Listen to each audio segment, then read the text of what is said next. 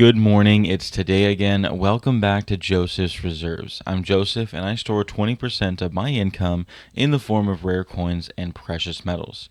Have you ever wondered where silver premiums actually come from? Why is one silver coin priced so differently from another? And how do those premiums move from one day to the next, even when spot price maybe hasn't even moved at all? There's a part of the silver market that you never really see. It's the wholesale market. And one large order at the wholesale level can actually change what your local coin shop charges you for your silver. So today I want to pull the curtain back and show you exactly how that happens. Stay tuned, let's get into it. Congratulations to Wayne Hurd for being the first to comment on yesterday's video. The race to the first comment is one of the best ways you can support my channel, so make sure you're subscribed with the bell notifications on so you can participate. I also want to take a moment to mention Lake Conroe Gold. My family and I are finally opening up our own coin shop in Conroe, Texas. You can find us on Facebook as Lake Conroe Gold for the latest updates and to find our address, email, and business phone number. You can contact me via email, call, or even text. But let's go ahead and get into this video. If you've watched my videos for some time, you know that I talk very much about premiums and spread. But one of the things I haven't really put much time into is talking about where those premiums actually come from. Because when you walk into a coin shop, you might see an American Silver Eagle for, let's say, $5 over spot, where a generic round might be only $2 over spot. And you could easily think this coin shop just decided to make them $2 or $5 over. And sometimes, yes, there's a bit of a dealer margin that makes up part of the equation, but that's not necessarily how the entire market works. There's an entire layer just after the coin shop, which is the wholesaler. So if we simplify the silver market, and granted this could be an oversimplification, let's just say we have you, the customer, the local coin shop, and the wholesaler. The coin shop buys silver from the customer, and it also buys silver from the wholesaler. It can sell silver to the customer as well as sell silver to the wholesaler. The local coin shop could choose to interact with the wholesaler if they have either overbought, say someone comes in with a massive collection to sell, or when the local coin shop needs more inventory, say someone just came in and bought all of their specific coins like an American Silver Eagle. These wholesalers deal with the same varying amount of supply either coming in or leaving, and the way that they adjust their inventory is by changing how much they are willing to pay for a specific product. So let's imagine that a wholesaler gets a very large order for American Silver Eagles, say multiple monster boxes. Then suddenly the wholesaler needs to find a significant amount of eagles to fill that order. Now the wholesaler has plenty of eagles sitting in the inventory, maybe nothing dramatic happens. They can simply pull those eagles off the shelf, fill the order, and move on. But what if they don't have enough? Now they have a problem. They don't have just a larger wholesaler that they can order from, but they still need these eagles. The easiest way for them to get the eagles is to raise the price they're willing to pay for them from the local coin shop. That's called the bid. So maybe yesterday this wholesaler was willing to pay spot to a local coin shop for their American Silver Eagles, but today because they need more eagles, they're willing to pay $1 over spot. That's simply just supply and demand. The demand is represented by that large order in American Silver Eagles, and the supply is represented by how many eagles they actually have available as a wholesaler. So if the supply is tight, the premium can go up very quickly. So now imagine you're the owner of a coin shop and you've got a bunch of American Eagles in your inventory. And suddenly you discover that the wholesaler you're dealing with is paying significantly more for Silver Eagles. You have a choice to make. You can dump all of your Eagles so that you can cash in on that slightly higher bid price, or you can just keep your inventory. It depends on how much you really have in stock and how much you can sell to the public. But let's just, for example, say that you don't have that many, you're not going to be selling a whole bunch, but you do want to cash in on this possibly higher bid price. So what you're able to do now is to raise your premium slightly, knowing that if you were to get too many, you can still send some to the wholesaler at that higher price. So now we have that the wholesalers raised their bid, and you're able to, as a coin shop, raise your bid for the customers that you deal with. In that way, the bid side, what everyone is willing to pay for Silver Eagles, goes up.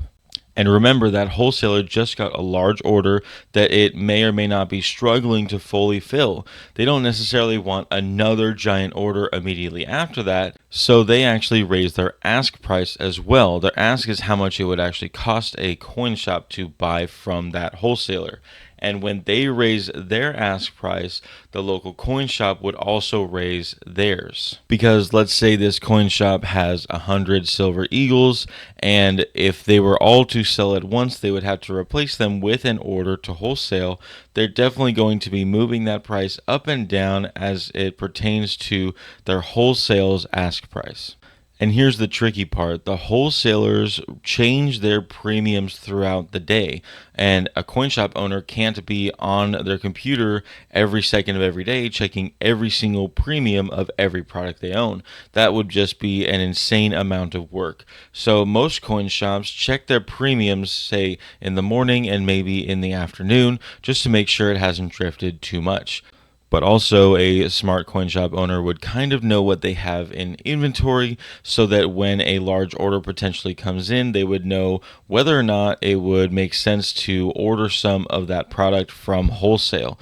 That being said, all of these premiums can easily change within a moment's notice. You might walk into your coin shop and spend $4 over spot for an American Silver Eagle, just to come back a few hours later and find out that it was raised to $4.50 over spot. The same thing happens on the other side. Say someone came in with some American Silver Eagles and sold them for $1 under spot, and then throughout the day, the wholesalers lowered their bid price, lowered what they're willing to pay the coin shop, and thus by the time the coin shop is needing to sell these American Silver Eagles, they might actually take a larger loss than the expected amount of profit that they got when they were buying these American Silver Eagles. That's exactly why when you buy from a coin shop in a very large amount, you would often be given a bulk discount. If you're buying more than 20 ounces or 100 ounces or 500 ounces, a lot of coin shops will give you a discount the more volume that you end up buying. However, on the other side, if you are selling it to them, it is actually a little bit more of a risk for the coin shop to be buying it from you. So unfortunately, that bulk discount or bulk benefit doesn't apply the opposite way. But let's go ahead and look at another example. Let's talk about these Mexican Silver Libertads. Right now, Silver Libertads have been incredibly difficult to find. And you might be wondering, how can there be such a large shortage of a coin that's been produced for the last 40 years? Well, the answer is that the supply doesn't necessarily have to disappear, it just has to stop moving. And that's what's happened with these Mexican Silver Libertads. There's been a sudden dramatic change in demand for these Libertads. Customers are buying them from a coin shop almost no matter what the price is. Coin shops are selling those Libertads to the public, but people who own them are not wanting to sell them back to the coin shop. So the coin shops are not able to replenish them. And when coin shops are going to wholesalers, they don't have them either. So in a regular supply chain, what would happen is the customers sell to the coin shops, and the coin shops either slowly accumulate to a point where they cannot sell all of that volume, or they slowly chip away selling that to the public. Well, if there's a large enough volume, then all of those would be shipped off to wholesale, and wholesale would slowly distribute them to coin shops that can sell all that amount of volume. But what we're seeing right now is that the bid for Mexican Libertads is not high enough for people to be actually willing to sell their Libertads. And what that's doing is raising the ask price significantly higher. And that's where the premiums of these Mexican Silver Libertads seem to be going through the roof. Right now, my coin shop is able to buy Mexican Silver Libertads at around $12 to $13 over spot. And it doesn't seem like that's that much, because if you look online, Mexican Silver Libertads are going for over $100 in every single year. I believe soon the wholesalers will continue to raise that bid until it makes sense for someone who is holding a silver Libertad to sell it to a coin shop and thus sell it to the wholesalers. As that happens, I can imagine that ask prices will slowly start to creep up as well, and we might be looking at even higher premium Mexican Silver Libertads, because the way it works at the moment, there's really just not enough movement to supply this incredible demand for Mexican Silver Libertads. So we have this effect where these wholesalers are controlling very quick, small movements of premium over time, and that will actually result in a longer term movement of premium for any specific product. Eventually, we will find the sweet spot for all of these products: Eagles, Libertads, Canadian Maples, Australian coins, generic rounds. They all have a sweet spot in any given market of supply and demand. And the wholesalers are the ones who are testing out these premiums to find out where exactly that is at the moment. So the big question is, how do you know if a premium spike is temporary? And honestly, you don't always know. There's really no magic formula. But there are some things you can watch to see if it's just in your coin shop or if this is more of a nation or worldwide phenomenon. If your local coin shop suddenly has a dramatic higher premium on Eagles, but every other silver product in the shop is priced about where it normally is, then you could imagine they just raised their prices on American Silver Eagles. But the question is, did everyone else? And that's where looking at multiple coin shops or even looking at online prices can tell you and indicate whether or not this is a longer term premium spike or just something that's happening locally at your coin shop. So this is what I really want you to take away from this. The premium you pay for silver isn't just arbitrary. It's not simply a number that a coin shop pulls out of thin air and applies to this specific product. There's an entire market operating behind the scenes. There's the customer, there's the coin shop, and then there's the wholesaler. And of course, remember, that was a pretty significant simplification so that we could talk about it. Behind all of this supply and demand, there are larger orders coming in, larger orders going out, and a shortage can be caused from a wholesaler, the local coin shop, or even customers themselves. And any or all of these things are happening all at once. The supply and demand can dramatically change the premiums that you spend or receive from your local coin shop. And suddenly the premium that you're used to has completely changed. But the question is this temporary?